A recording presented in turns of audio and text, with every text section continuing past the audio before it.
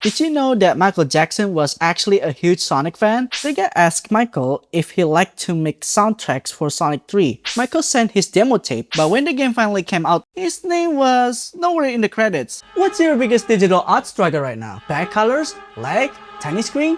I spent hours drawing something, exported feeling like, wow, I actually could on this art. Then I opened it on my phone, and suddenly my colors look like expired cereal milk. Okay, but for real though, ever since I switched to the UGEE 16, that problem basically disappeared. And honestly, that changed my entire workflow. Welcome back to Rang Management channel. Now, I can actually trust my screen. The UE 16 has a large display with high color gamut, so the colors I see while drawing actually stay accurate after exporting, which means what I see is what I get. That alone saves so much time. And yo, the bigger screen? Underrated upgrade. Sonic has collaborated with a lot of musicians over the years, but there's one collaboration that still sounds pretty fake when you hear it for the first time. Back in the 90s, Sonic actually worked with the king of pop, Michael Jackson. And in today's video, I'm gonna draw Sonic as MJ. Let's draw Sonic the Hedgehog in Michael's Billie Jean outfit. I already prepared my sketch and my Sonic color palette here, so let's get cooking. Just wanted to let you know that I'm skipping line art because I'm doing lineless art, which means I'll be doing coloring immediately, starting from the head to the shoes.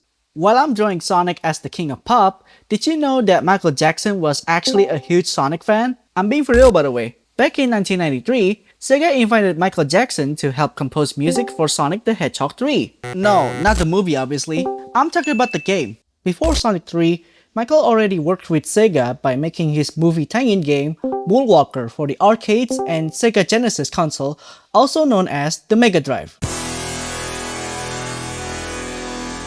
In the game, you play as Michael Jackson going around kicking sparkles at enemies, rescue children, and make all the enemies dance at the end of the level.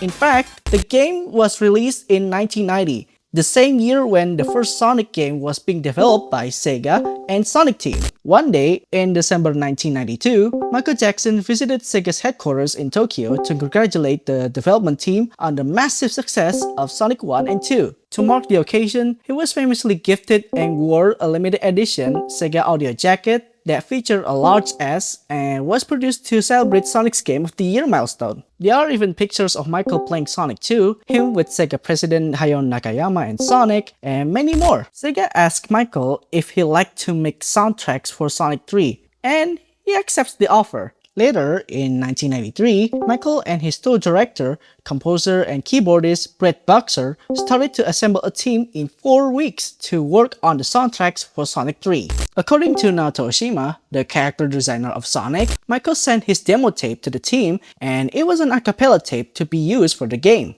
And those voice samples were used for one of the tracks, like the mini-boss music. If you listen to it, you can hear his iconic Here, take a listen. You can hear more familiar samples and the similarities to Michael's music in the game. Besides Michael Jackson, remember his keyboardist Brett Boxer? He once turned a song from his band, the Jetsons, into Ice Cap Zone in Sonic 3. The song was originally titled Hard Times and it was composed in 1981, way before Sonic and even way before he worked with Michael Jackson. The original song remained unreleased until it was included on the 2008 compilation album called The Complete Jetsons, and later in 2020, the song was re-released in a limited edition vinyl with Sonic's ice cap in the album cover. If you want to hear the comparison, I won't be sharing the music in this video due to copyright, so instead, you can check it out in the description below or the info cards above. But when the game finally came out in 1994, for some reason, his name was nowhere in the credits, like completely missing. So what happened? Well, there are two big theories people have talked about for years. The first theory is that Michael didn't like how his music sounded on the Sega Genesis, so he decided not to put his name on it. The second theory is that Sega removed his name because Michael Jackson was dealing with a lot of controversy at the time. I won't go into full details about it, but despite his name being uncredited, some of the music he made remains in the game. A lot of Sonic fans believe the song Michael Jackson mostly worked on was the end credits theme from Sonic 3. What's really interesting is that people notice it sounds super similar to Stranger in Moscow, a song Michael came up with while he was staying in Moscow back in 1993. He was apparently feeling really lonely and isolated at the time, and Brett Boxer helped work on the song too. And many people think an early version of that song ended up being used for Sonic 3's credits. The full version of that song wasn't officially released until 1995 on Michael Jackson's History album. Fun fact, when Sega released Sonic's Ultimate Genesis collection in February 2009, and if you check the history of Sonic the Hedgehog 3 there, it was mentioned that Michael Jackson was originally meant to compose the music for the game. This was written from Sega themselves, by the way. Honestly, having Michael Jackson work on Sonic 3 is actually fire. And the fact that Sonic's first collab with a musician was literally the biggest pop star in the world is kinda insane. Plus, the soundtrack was an absolute banger and it sounded super unique for its time. You know, after watching the recent Michael movie, I really hope they put the story of Michael Jackson's involvement in Sonic 3 into the sequel. They'll be really cool to see. Do you wanna see this story in the next Michael movie? Comment your thoughts below. Alright, I finished drawing Sonic as Michael Jackson, and now he can do one of his iconic moves. Oh yeah, look at him go!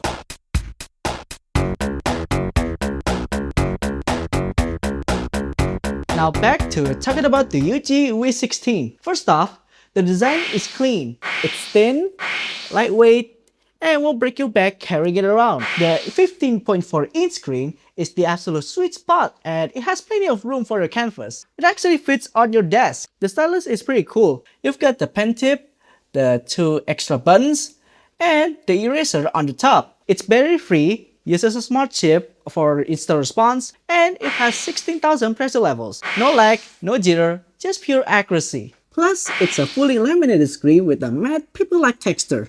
The shortcut keys are super helpful for your workflow. You can also customize them so you can ditch your keyboard. If you're serious about digital art and you want your art to finally look pleasing to the eyes, plus a setup that feels way more simple and professional, the UV16 is honestly a solid upgrade.